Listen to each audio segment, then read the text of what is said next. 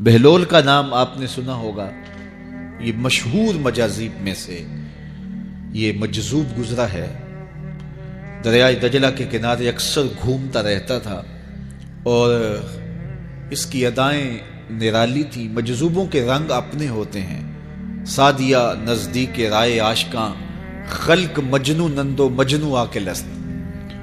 تو لوگ انہیں بے وقوف کہتی ہے، لیکن اہل عقل اور اہل تصوف انہیں دانا کہتے ہیں۔ اس لیے بہلول دیوانہ کہا جاتا تھا، لیکن بہلول دانا کہتے ہیں اہل خرد، کہ اصل حقیقی عقل تو ان کے پاس ہیں جو در محبوب تک پہنچ گئے۔ راس الحکمہ تے مخافت اللہ، حکمت اور دانائی کا سر چشمہ اللہ کا خوف ہے۔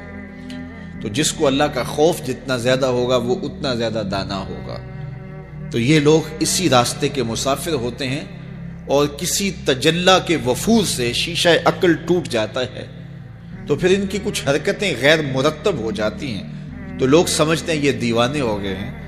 اصل تجلیات کے وفور سے ان کے ہوش ٹکانے نہیں رہے، لیکن ان کے دل پر وہی تجلیات منعکس ہوتی رہتی ہیں، تو انہیں دیوانے کہہ دیا جاتا ہے، لیکن حقیقت میں یہ دانا ہوتے ہیں۔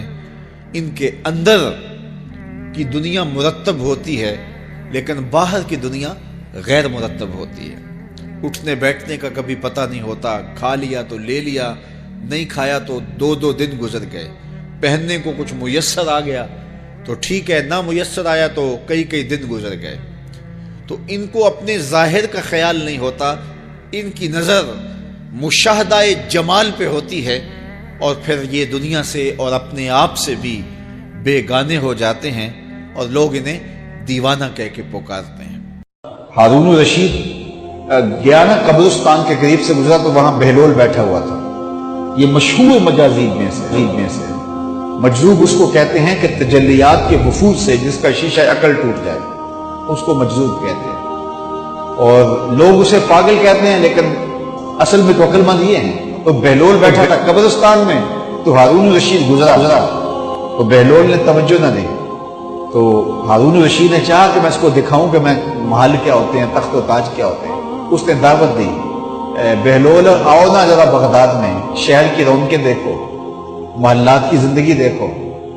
تو حضرت بہلول نے جو جواب دیا بڑا خوبصورت تھا، کہا شہر والے سارے ادھر آ رہے ہیں، میں شہر کیا لینے جاؤں؟ تم مجھے شہر بلا رہے ہو، اور شہر والے سارے روز ادھر آ رہے ہیں، تم کندھوں پہ اٹھا کے روز انہیں ادھر لاتے ہو اور میں شہر چلا جاؤں؟ تو بادشاہ کی بولتی بند ہو گئی۔ یہ بہلول بھی اسی قبیلے کا فرد تھا، دجلہ کے کنارے مٹی کے گھروندے پاؤں پہ بناتا ہے اور انہیں مسمار کر دیتا ہے۔ وہ کبھی آپ نے دیکھا ہوگا کہ بچے ریت میں اپنا پاؤں رکھ کر کے اوپر سے ریت تھپک لیتے ہیں اور پھر پاؤں ہولے سے نکال لیتے ہیں، بچ جائے تو بڑے خوش ہوتے ہیں، اور جب کھیل ختم ہو جاتے ہیں تو اسے گرا دیتے ہیں اپنے ہاتھوں سے۔ بہلول بھی اسی شغل میں لگا ہوا ہے۔ بہلول یہ کام کر رہا ہے، گروندے بناتا ہے گراتا ہے، گروندے بناتا ہے گراتا ہے۔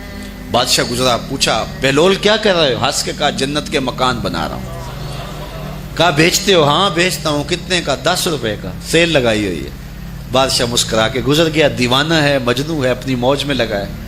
پیچھے سے ملکہ زبیدہ بھی آ رہی تھی، اس نے بھی دیکھا، کہا بہلول کیا کر رہے ہو؟ کہا جنت کے مکان بنا رہا ہوں۔ کہا بیچتے ہو؟ ہاں 10 روپے کا بیچتا ہوں۔ 10 روپے بادشاہوں کے لیے کیا ہوتے ہیں؟ 10 درہم نکالے، اس کو دیا، اس نے دریائے دجلہ میں پھینک دیا۔ فقیر اتنی دیر تک فقیر نہیں بنتا۔ داتا صاحب فرماتے جب تک مٹی کا ڈھیلا اور سونے کی ڈلی اس کی نظر میں برابر نہیں ہو جاتا۔ اور ایک مکان کے گرد، ایک وہ گروندے کے گرد دائرہ لگایا، کہا یہ تیرا ہوا۔ ملکہ گزر گئی، بادشاہ بھی چلا گیا۔ شام کو اپنے محل میں پہنچے، بادشاہ سویا، منظر جاگا کہ حشر کا دن ہے، پھر جنت کا منظر ہے، جنت میں بڑے بڑے خوبصورت مکان ہیں۔ ایک مکان تو بڑا ہی اچھا لگا، تو جی چاہا کہ اس مکان کو دیکھوں۔ تو جب قریب گیا تو دروازے پہ لکھا تھا ملکہ زبیدہ۔ شوق سے آگے بڑھا تو دربان نے روک دیا، کہا یہ ملکہ کا ہے؟ کہا وہ میری ہی ملکہ ہے۔ کہا دنیا کے ضابطے اور ہیں، آخرت کے ضابطے اور ہیں۔ بادشاہ کی آنکھ کھل گئی، بے چین ہو گیا، ملکہ کو بیدار کیا، کہا تو کون سا نیک عمل کیا ہے؟ میں نے جنت میں تیرا یوں محال دیکھا ہے۔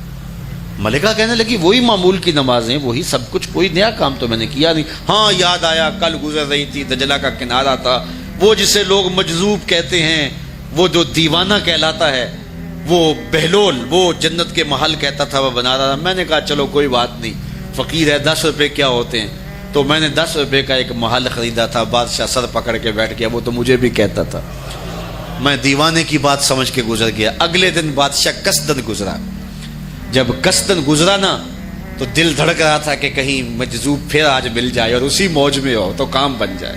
دیکھا تو بہلول وہاں بیٹھا ہوا ہے، آگے بڑھ کے دیکھا تو کام بھی وہی۔ بادشاہ پھر رک گیا، پوچھا اب بہلول کیا کر رہے ہو؟ اب دل دھڑک رہا تھا کہ مجذوب ہے، کوئی اور بات کہہ دے تو چلو اچھا ہو کہ وہی جواب دے دے۔ اس نے وہی جواب دیا، جنت کے محل بنا رہا ہوں۔ بادشاہ کا کچھ دل ٹھہرا، پھر کہا اچھا بیچتے بھی ہو؟ ہاں ہاں بیچنے کے لیے بنا رہا ہوں۔ بادشاہ ادھر جیب میں ہاتھ ڈال رہا ہے اور ادھر پوچھ رہا ہے کتنے کا؟ کہا آدھی حکومت لگے گی۔ کہا کل تو 10 روپے کے بتا رہے تھے، کہا کل تم نے دیکھا نہیں تھا، آج سودا دیکھ کے لے رہے ہو۔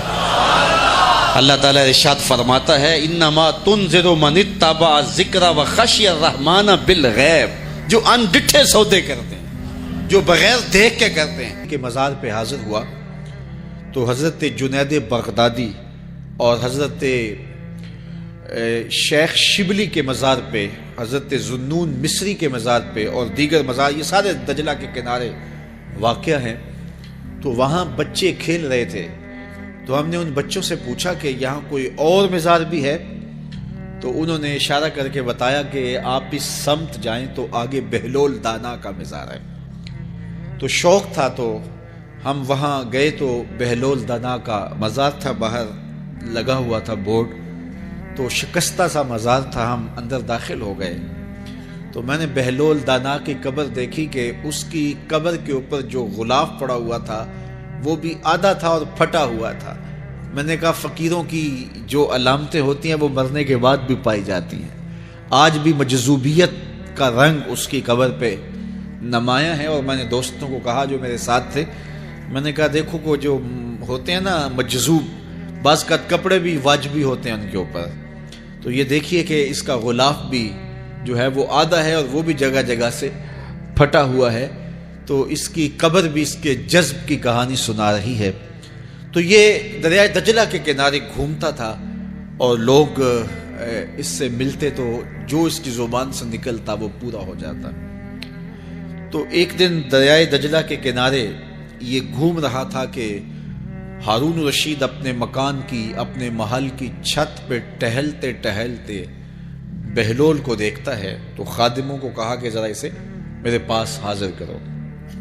شاہی حکم نامہ تھا، جو چھت کے اوپر خادم تھے انہوں نے اوپر سے ڈولی پھینکی اور نیچے والوں کو اشارہ دیا، انہوں نے بہلول کو پکڑا اور ڈولی میں رکھ دیا، اوپر والوں نے رسیاں کھینچ لی۔ 2 لمحوں کے بعد بہلول بادشاہ کے سامنے تھا، تو بادشاہ نے بہلول سے کہا کہ بہلول ایک بات تو بتاؤ۔ کہا پوچھئے۔ کہا آپ خدا تک کیسے پہنچے ہو؟ تو بہلول نے مسکرا کے کہا جیسے آپ تک پہنچا۔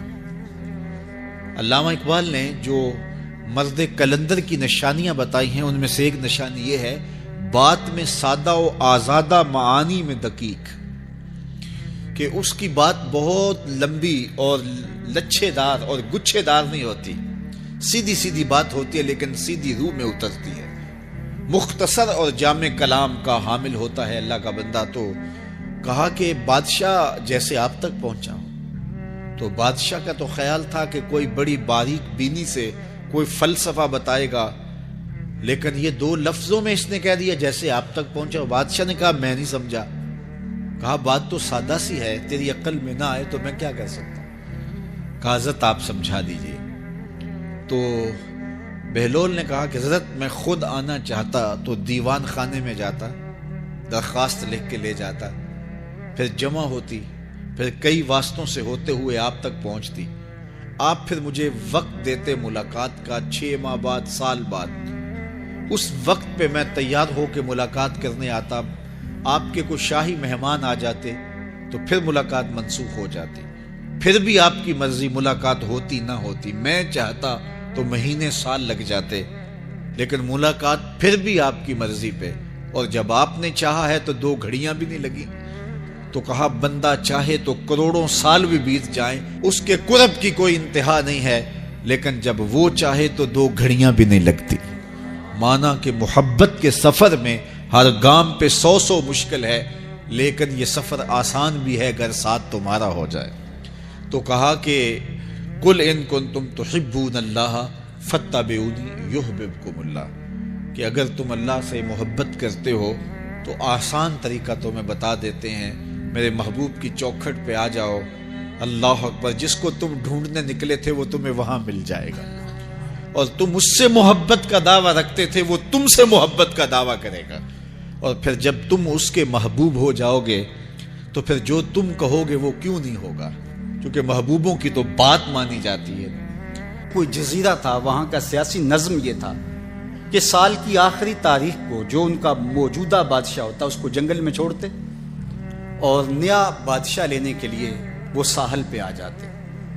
جو پہلا شخص ساحل پہ اترتا اس کو اپنا حکمران مان لیتے، جو بھی حکمران بن جاتا وہ خوش ہو جاتا، حالانکہ اس کو بتا دیتے کہ ایک سال کے لیے تجھے منتخب کیا ہے، سال کی آخری تاریخ کو تخت سے اٹھائیں گے، باندھیں گے، جکڑیں گے، اور اسی جزیرے کے دوسرے کنارے ایک جنگل ہے جہاں خاردار جھاڑیاں اور موذی جانور ہیں، وہاں تجھے پھینک دیں گے۔ وہ بھول جاتا، کہتا دیکھی جائے گی، اور سال کی آخری تاریخ جب وہ رسیاں اور زنجیریں لے کے آتے تو وہ پریشان ہو جاتا کہ آنکھ جھپکنے میں سال گزر گیا، پتہ ہی نہیں چلا، پھر روتا ہوا چیختا ہوا اس جنگل میں جاتا اور لوگ اس کو چھوڑ کے آ جاتے اور درندوں کا رزق بن جاتا، اور جو بھی آتا اس نے کبھی انکار نہیں کیا تھا۔ پہلی بار ایسا ہوا کہ جس شخص کو انہوں نے ہار ڈالے، گارڈ آف آنر دیا، تعظیم تکریم دی، سیلوٹ کیا، اس نے کہا یہ سب کیا ہے؟ کہا کہ آج کے بعد تو ہمارا حکمران ہے۔ کہا میں تو امور سلطنت نہیں جانتا، میں تو تاجر آدمی چیزیں بیچنے آیا ہوں۔ کہا کہ ہمارا اصول یہی ہے کہ سال کی پہلی تاریخ کو پہلا شخص جو جزیرے پہ قدم رکھتا ہے وہ ہمارا حکمران ہوتا ہے۔ اس نے کہا میں تو امور سلطنت کو نہیں جانتا، تو یہ کس طرح ذمہ داری قبول کر سکتا ہوں؟ انہوں نے کہا کہ تمہیں کرنا ہوگی، اس کے علاوہ کوئی راستہ نہیں ہے، ہمارا یہ قانون ہے، ضابطہ ہے، اور یہ بھی بتا دیں کہ سال کی آخری تاریخ کو تجھے اسی جنگل کے دوسرے کنارے چھوڑائیں گے جہاں موذی جانوروں کا رین بسیرا ہے۔ تو اس نے کہا اگر انجام اتنا دردناک اور خطرناک ہے پھر تو میں بالکل جانے کے لیے تیار نہیں ہوں۔ تو انہوں نے کہا تو چاہے نہ چاہے باندھ کے بھی تخت پہ بٹھانا پڑا تمہیں بٹھائیں گے۔ اس نے کہا اچھا مجھے یہ بتاؤ کہ سال بعد میری بات مانو گے یا نہیں؟ اس نے کہا کہ ہاں، قانون میں تو ترمیم نہیں کر پائے گا، لیکن یہ ہوگا کہ تیرے انتظامی حکم ہم ماننے پہ مجبور ہوں۔ اس نے کہا ٹھیک ہے، میں تمہارا حکمران بننے کے لیے تیار ہوں۔ رومی بولتے ہیں کہ جب بھی کوئی شخص تخت نشین ہوتا تو وہ بھول جاتا کہ میرے 7 سال کی آخری تاریخ میں کیا ہونے والا ہے، وہ عیش و عشرت کرتا اور یوں وقت گزارتا، سال کی آخری تاریخ آنکھ جھپکنے میں آ جاتی۔ لیکن یہ پہلا شخص تھا، تخت نشین ہوتے اس نے پہلا حکم نامہ جاری یہ کیا کہ کمانڈوز بلائے جائیں۔ بلائے گئے، کہا اس جنگل میں چلے جاؤ جہاں تم بادشاہوں کو پھینک کے آتے ہو اور وہاں کے موذی جانور کاٹ ڈالو۔ پھر بلدیہ کے ملازمین بلائے، کہا جاؤ جا کے وہاں کی جھاڑیاں کاٹو۔ پھر معمار بلائے، کہا جا کے وہاں محل تیار کرو۔ کچھ لوگوں کو بلایا، کہا جا کے وہاں پھول لگاؤ، پھلدار درخت لگاؤ، سایہ دار شجر لگاؤ۔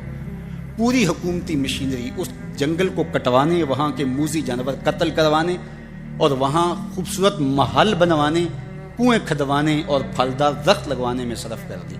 اب سال کی آخری تاریخ کو جب وہ زنجیریں لے کر آئے تو اس نے کہا کہ مجھے کیوں جکڑتے ہو، میں خود جانے کے لیے تیار ہوں، اس لیے کہ یہ اس تخت پہ آرام سے نہ بیٹھا، یہاں بیٹھ کے تیاری وہاں کی کرتا رہا جہاں اس نے جانا تھا۔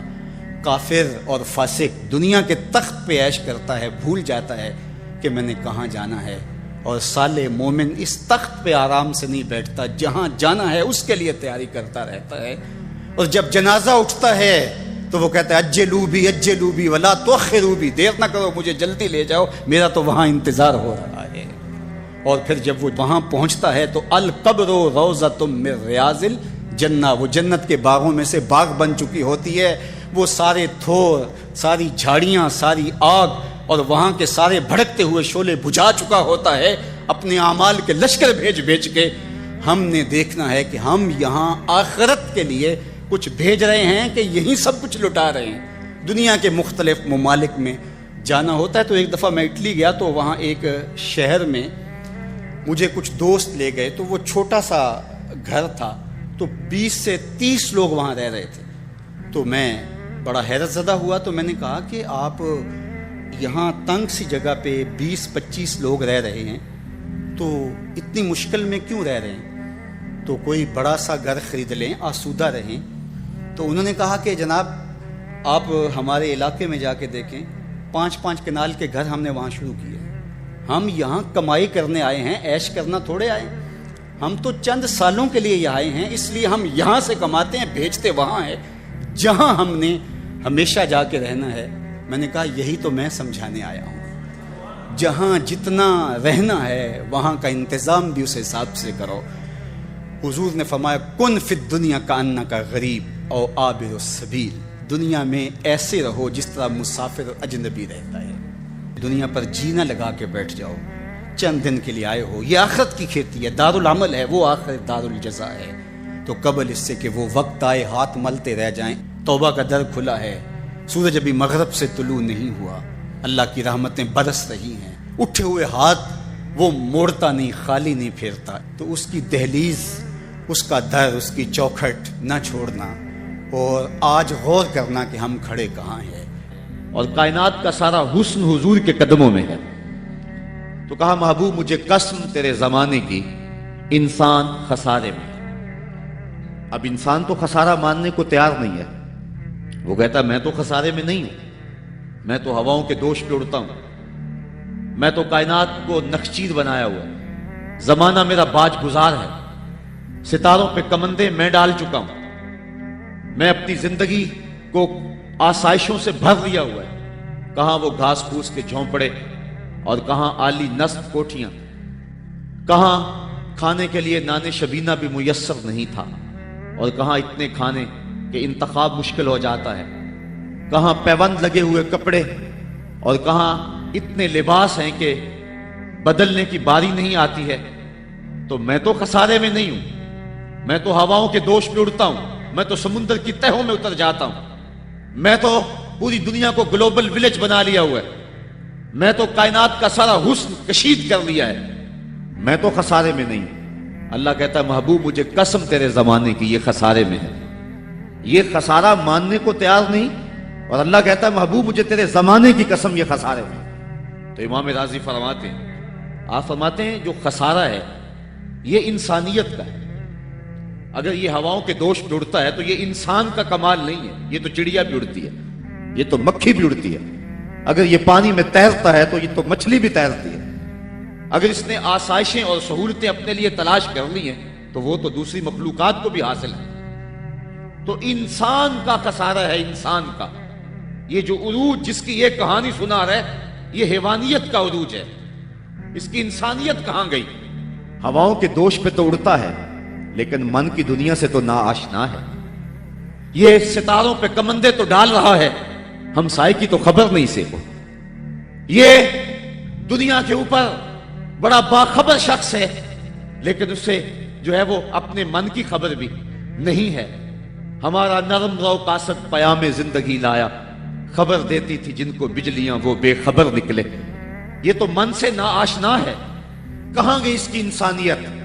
یہ ہواؤں میں اڑتا ہے، اگر چاند کی چھاتی پہ قدم رکھ چکا ہے وہاں سے خاک لا کے دکھاتا پھرتا ہے کہ یہ میں نے جو چاند سے خاک جو ہے وہ اکٹھی کی تھی اور یہ دیکھو میں تمہارے سامنے رکھ رہا ہوں۔ تو زمین پہ پہلے تھوڑا بوجھ تھا کہ اور خاک لے آیا، انسانیت کو اس کا کیا فائدہ ہوا؟ یہ انسانیت کا عروج نہیں ہے، انسان تو خسارے میں ہے، انسانیت تو ڈوب رہی ہے۔ گھر کی آگ بجھی تو کچھ سامان بچا تھا جلنے سے، سو وہ بھی ان کے ہاتھ لگا جو آگ بجھانے آئے تھے۔ اس کی انسانیت کہاں گئی؟ یہ بھائی ہو کے بھائی کا گلا نہیں کاٹ رہا، کہاں گئی اس کی انسانیت؟ کہا محبوب مجھے قسم ہے تیرے زمانے کی، یہ خسارے میں ہے۔ اور قسم محبوب کے زمانے کی اس لیے فرمائی کہ محبوب کے زمانے میں انسان عروج پہ تھا، انسان نقطہ کمال پہ تھا۔ اس دور کا انسان دیکھنا ہو تو ابو بکر و عمر کو دیکھو۔ تو کہا محبوب مجھے قسم تیرے زمانے کی، یہ انسان خسارے میں، اگرچہ یہ ہواؤں کے دوش پہ اڑتا ہے لیکن اس کی انسانیت لٹ چکی ہے۔ اور اگر اس نے انسان دیکھنا ہے تو محبوب آئے تیرے دور میں۔ یہ تو بھائی بھائی کا گلا کاٹ رہا ہے، خون سفید ہو گیا، ایکسیڈنٹ میں جو بچ جاتے ہیں وہ مرنے والوں کی گھڑیاں اتارتے ہیں، اس کی تو حالت انسانی جو ہے وہ برباد ہو چکی ہے۔ لیکن حسن دیکھنا ہے انسانیت کا تو آئے تیرے دور میں، جب ایک شخص زخموں سے چور تڑپ رہا ہے، اور کہتا العطش، ہائے مجھے پیاس لگی ہے۔ ایک بندہ کہیں سے پانی کا پیالہ لیے اس کی پیاس بجھانے کے لیے آگے بڑھتا ہے اور اس کو پانی دیتا ہے، اور وہ بھی ہونٹوں تک لے آتا ہے کہ دوسری طرف سے آواز آتی ہے العطش، تو یہ پیالہ اسی وقت پیچھے کر دیتا ہے اور کہتا ہے میرے بھائی کو شاید زیادہ پیاس لگی ہے، پہلے اسے دے دو، مجھے بعد میں دینا۔ اور یہ جب اس کے پاس جاتا ہے اور وہ پانی پینے لگتا ہے تو تیسری جگہ سے آواز آتی ہے، یہ اسے پانی دیتا ہے تو چوتھی جگہ سے آواز آتی ہے، حتیٰ کہ 7 اشخاص کے پاس پانی لے کے جاتا ہے اور ہر ایک آگے ترجیح دیتا ہے، اور جب وہ 7ویں شخص کے پاس پہنچتا ہے تو پہلے کے کرانے کی آواز بڑھ جاتی ہے، یہ کہتا ہے پیچھے بھاگ، پہلے اسے پانی دے، اور جب یہ پلٹ کے آتا ہے تو اس کی روح پرواز کر جاتی ہے، پھر دوسرے کے پاس جاتا ہے تو اس کی روح پرواز کر جاتی ہے۔ پانی کا ایک پیالہ اور 7 آدمی زندگی اور موت کی کشمکش میں، نزع کا عالم، اور ایک دوسرے کو ترجیح دے رہے ہیں۔ کہا یہ تھا حسن انسانیت کا، محبوب جو تیرے زمانے میں تھا، مجھے قسم تیرے زمانے کی یہ انسان خسارے میں ہے، اگر خسارے سے بچنا ہے تو دامن محمد کا تھامنا ہو۔ الا الذین آمنوا کا بیان اس پہ گواہی دے رہا ہے۔ تو یہ انسان کا خسارہ ہے، انسانیت کا خسارہ ہے۔ شیخ زادہ نے بیضاوی کے حاشیے میں ایک اور خسارے کا پہلو بیان کیا حضرت علی المرتضیٰ رضی اللہ تعالی عنہ سے۔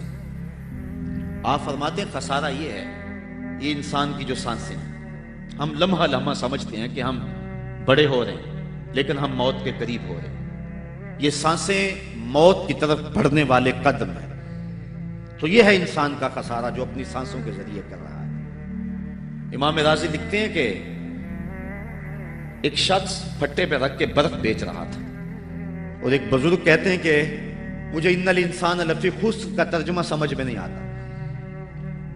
جب اللہ کرم نوازی فرمانے لگے تو پھر ہدایت کے سامان اس کے لیے بنتے چلے جاتے ہیں، اور جب کسی کی بہتری کا اللہ ارادہ نہ کرے تو اسے قرآن سے بھی ہدایت نہیں ملتی۔ تو وہ کہتے ہیں میں گیا بازار میں، سمرقند کا بازار تھا، وہاں ایک آدمی پھٹے پہ رکھ کے برف بیچ رہا تھا، اور آواز کیا لگا رہا تھا، توجہ چاہوں گا، کہہ رہا تھا ارحموا من یذوب راس مالہ، اور میرے پہ رحم کرو، مجھ سے برف لے لو، اگر تم نے برف خریدنے میں دیر کر دی تو میں کمائی کیا کرنی ہے، جو میں نے پیسے لگائے ہیں وہ بھی میرے لٹ جائیں گے، میرا راس المال بھی برباد ہو جائے گا، کیونکہ برف ایسا سودا ہے کہ اگر گاہک وقت پہ نہ پہنچے تو نقصان ہو جاتا ہے۔ کوئی اور چیز ہے آج نہیں بکی تو کل بیچ لیں گے، کل نہیں تو پرسوں بیچ لیں گے، لیکن برف کا اگر گاہک وقت پہ نہ آیا تو کمائی کیا کرنی ہے، راس المال بھی لٹ جائے گا۔ تو وہ جانے والوں کو کہہ رہا تھا ارحموا من یذوب راس مالہ، اور میرے پہ رحم کرو، مجھ سے برف لے لو، اگر تم نے دیر کر دی تو میرا اثاثہ بھی لٹ جائے گا، میرا راس المال بھی برباد ہو جائے گا۔ تو وہ بزرگ فرماتے ہیں جب اس نے یہ بات کہی تو مجھے ان الانسان لفی خسر کا ترجمہ سمجھ میں آ گیا۔ میں نے کہا کہ ہم بھی اپنے سانسوں کی برف کو پگھلا رہے ہیں، اور قطرہ قطرہ جس طرح برف پگھلتی ہے، سانس سانس کر کے زندگی پگھل رہی ہے۔ اگر جلدی جلدی ان سانسوں کے بدلے میں نیکیاں لے لیتے ہیں تو یہ زندگی بچ جائے گی، ورنہ یہ زندگی برف کی طرح پگھل رہی ہے۔ ان الانسان لفی خسر، انسان خسارے کا سودا کر رہا ہے، لمحہ لمحہ موت کے قریب ہو رہا ہے، یہ سمجھ رہا ہے میں بڑا ہو رہا ہوں لیکن یہ چھوٹا ہو رہا ہے۔ جب گنتی الٹی شروع ہو جائے تو کام جلدی زیرو پر آ جاتا ہے، کسی کی 60 سے، کسی کی 70 سے، کسی کی 100 سے گنتی الٹی شروع ہے، اور لمحہ لمحہ ہم موت کی طرف بڑھ رہے ہیں۔ یہ انسانیت کا خسارہ ہے۔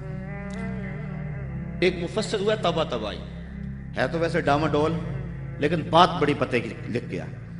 وہ کہتا ہے خسارے کا ایک اور پہلو بھی ہے، اور اس پہ میں آپ کی تھوڑی سی توجہ بھی چاہوں گا۔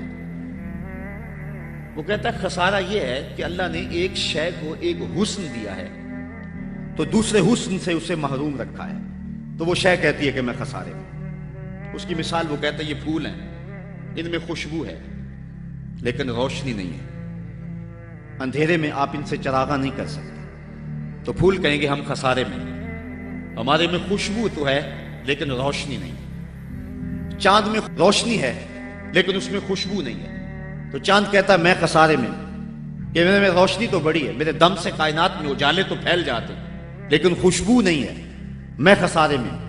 ایک بچہ کہتا ہے میرے میں بچپنے کی معصومیت تو ہے لیکن جوانی کا بانکپن نہیں ہے، لہذا میں خسارے میں۔ ایک جوان کہتا ہے میرے میں جوانی کا حسن تو ہے لیکن بڑھاپے کا تجربہ نہیں، لہذا میں خسارے میں ہوں۔ اور ایک بوڑھا کہتا ہے کہ میرے میں بڑھاپے کا تجربہ تو ہے، لیکن اب بچپنے کی وہ معصومیت کا، وہ کاغذ کی کشتی، وہ بارش کا پانی۔ اور اقبال کہتا ہے، آپ کے شہر اقبال میں آیا ہوں، وہ کہتا ہے کہ جنبش زنجیر در سے لطف آتا تھا مجھے، وہ کنڈی بھی ہلتی تھی تو اس سے بھی لطف آ جاتا تھا، آج تو نغمے بھی نہیں نہ بہلاتے، لیکن اس بچپن میں کنڈی کے ہلنے سے بھی لطف آ جاتا تھا اور غم بھول جایا کرتے تھے۔ وہ کیا کسی نے کہا تھا کہ اپنے جل جانے کا بھی احساس نہیں تھا، جلتے ہوئے شعلوں کو چھیڑا کرتے تھے، اب تو ایک آنسو بھی رسوا کر جاتا ہے، بچپن میں جی بھر کے رویا کرتے تھے، اب تو وہ رونے کا حسن بھی نہیں نہ رہا۔ تو کہا کہ میرے پاس بڑھاپے کا تجربہ تو ہے، لیکن بچپنے کی معصومیت نہیں ہے، لہٰذا میں خسارے میں ہوں۔ ایک شب زندہ دار کہتا ہے کہ میرے پاس سحری کے آنسو تو ہیں، لیکن علم کا بانکپن نہیں ہے۔ اور ایک عالم کہتا ہے کہ میرے پاس علم کے کمال تو ہیں، لیکن تہجد کے سجدے نہیں ہیں، لہٰذا میں خسارے میں ہوں۔ بلبل کہتی ہے میرے لہجے میں تو حسن ہے، لیکن میرے بازوؤں میں طاقت نہیں ہے، لہٰذا میں خسارے میں ہوں۔ شیر کہتا میرے بازوؤں میں تو طاقت ہے، لیکن میرے پر نہیں ہے کہ میں اڑ سکوں، لہٰذا میں خسارے میں ہوں۔ کوئل کہتی ہے میرے لہجے میں تو جادو ہے، لیکن رنگ میرا کالا ہے، لہٰذا میں خسارے میں ہوں۔ مور کہتا ہے میرے پروں میں تو حسن ہے، لیکن میرے پاؤں بدصورت ہیں، لہٰذا میں خسارے میں ہوں۔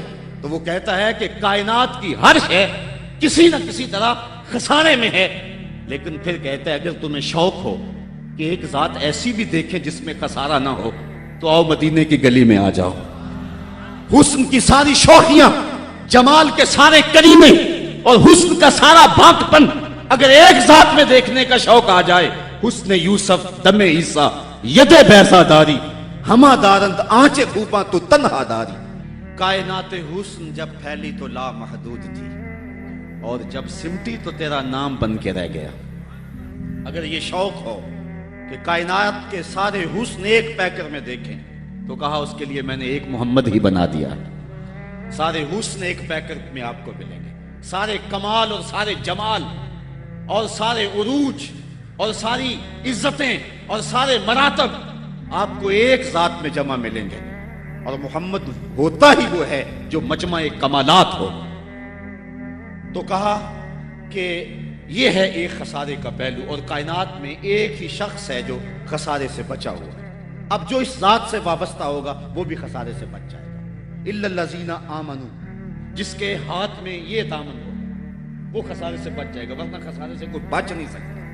نہ دولت بچا سکتی ہے، نہ اقتدار کی بچھی ہوئی مسندیں خسارے سے بچا سکتی ہیں، نہ کوئی اور انسان کو دنیاوی کمال خسارے سے بچا سکتا ہے۔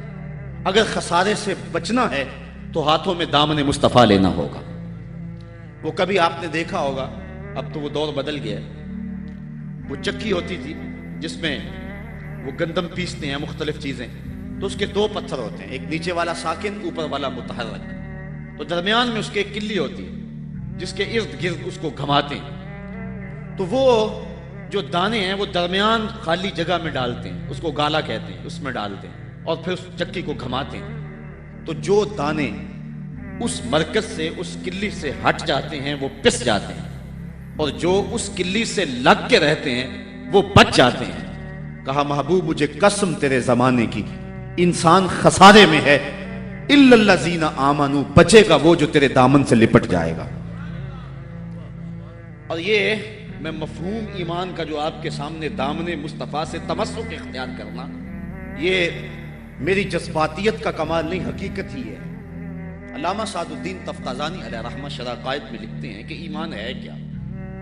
آپ فرماتے ہیں الایمان ہی تصدیق بما جاء بہ النبی صلی اللہ علیہ وسلم، حضور کے علاوہ ایمان ہو ہی نہیں سکتا ہے، یہ ممکن ہی نہیں ہے۔ اور یہ بات بھی ذہن میں بٹھا لیں کہ حضور سے ذہنی تعلق کا نام ایمان نہیں ہے، حضور سے قلبی تعلق کا نام ایمان ہے، اور یہ میرے مسلک کی پہچان ہے۔ صرف ذہنی تعلق کا نام ایمان نہیں ہے، قلبی تعلق کا نام ایمان ہے۔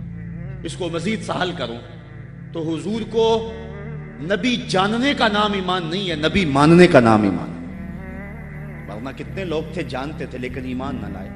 الذین آتیناہم الکتاب یعرفونہ کما یعرفون ابناءہم.